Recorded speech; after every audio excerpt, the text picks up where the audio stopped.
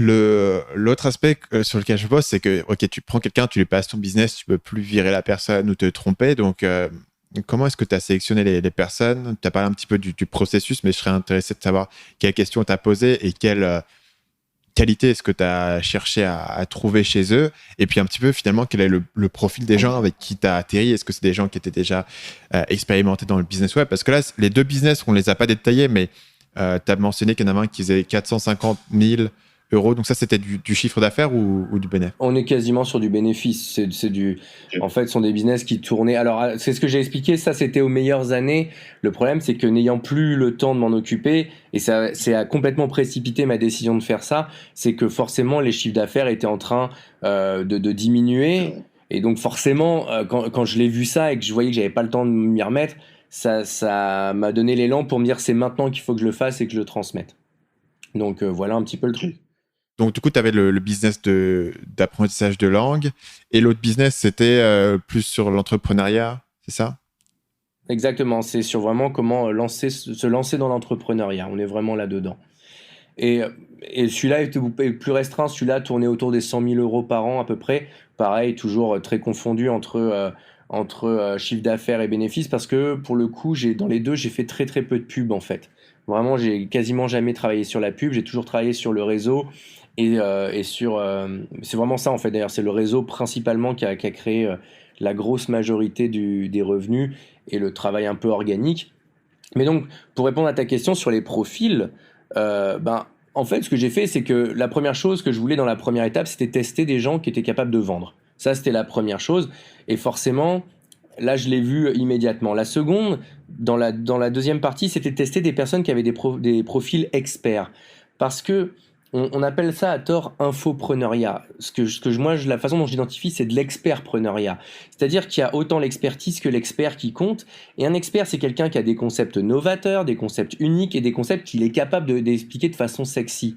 Et donc, dans ce contenu, j'évaluais la capacité des gens qui allaient me parler de leur dessin, de leurs envies, de façon justement à la fois alléchante, pédagogique, et aussi avec cette posture d'expert.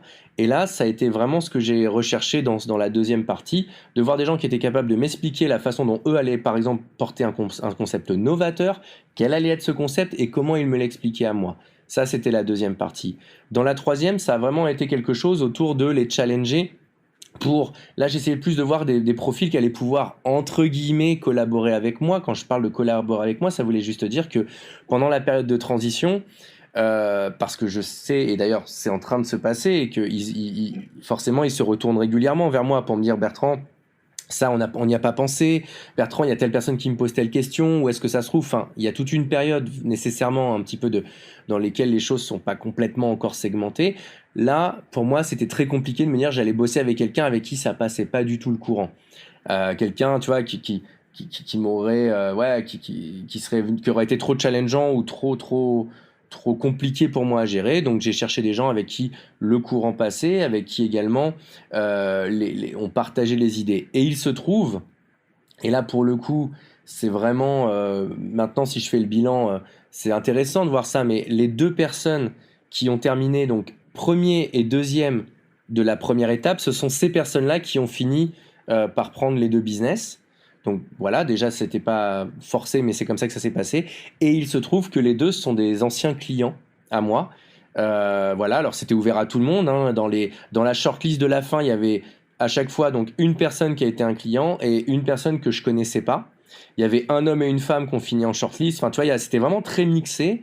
Il y a même trois personnes qui se sont lancées dans le business avec ce concours et j'ai reçu notamment des gens, alors je te parle toujours de la shortlist hein, dans les 10 premiers, qui me disaient j'ai plus appris en faisant ce concours-là pendant un mois que pendant toutes les formations que j'ai jamais suivies parce que c'était hyper concret, c'était hyper appliqué. Donc tu vois, on avait vraiment du tout débutant à de la personne qui a, il y en a un des deux par exemple qui est multi-entrepreneur, il a déjà monté un hôtel, un resto, là il se lance sur le web et c'est comme ça qu'il est devenu client. Enfin, il y a vraiment des espèces de profils disparates. Tu avais une ancienne prof, enfin une prof d'ailleurs, elle n'est pas ancienne prof, elle est prof qui commencé à se lancer sur le web et qui a vraiment saisi ce concours pour se lancer et qui a vraiment pas du tout démérité.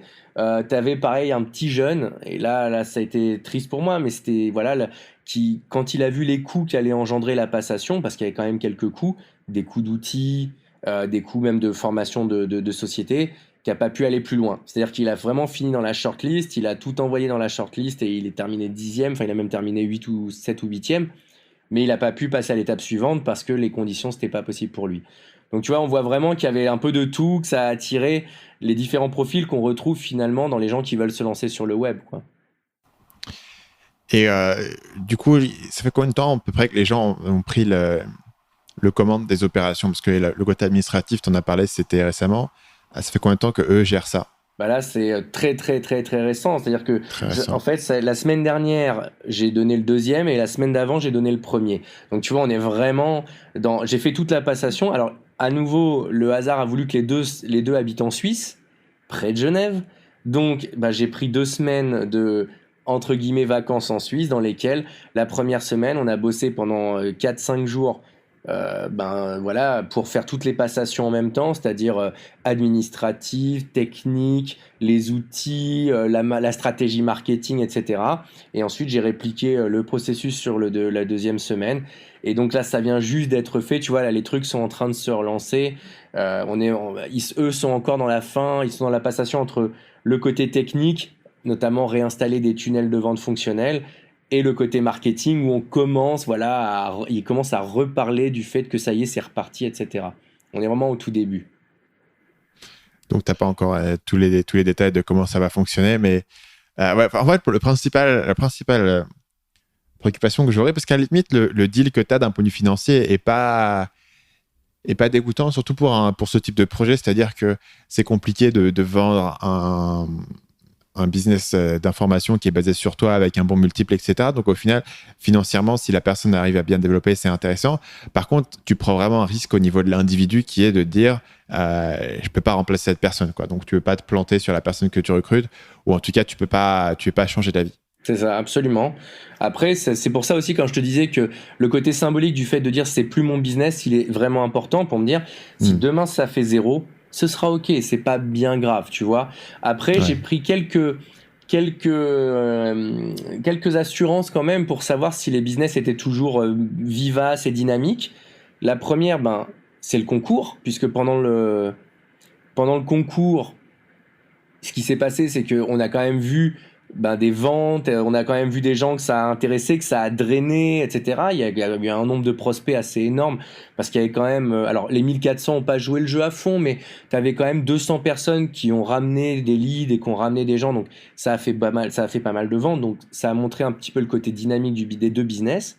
Et la deuxième chose, c'est qu'avant de partir, j'ai fait un lancement d'au revoir, pour dire aux deux business je m'en vais. Donc voilà, j'ai fait toute une opération qui a très bien marché. Et donc là, à nouveau, on a testé toute la vivacité et toute la fraîcheur de la base.